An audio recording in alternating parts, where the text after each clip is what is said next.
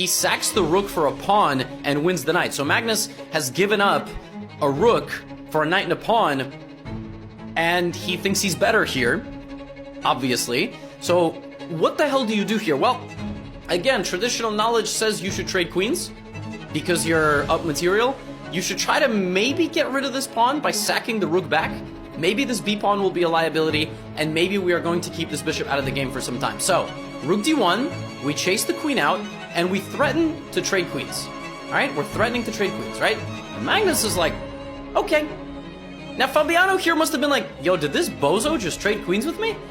For real? Because the thing is, he went for it and lost his other pawn. So now it's not a bishop and a pawn for a rook. It's a bishop and 2 pawns for a rook.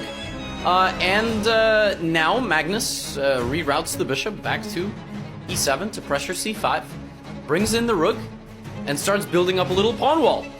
So now Magnus has 2 passed pawns. The bishop on c6, the $1 million bishop that we gave to black, right? Rook f8, king e1, rook f5.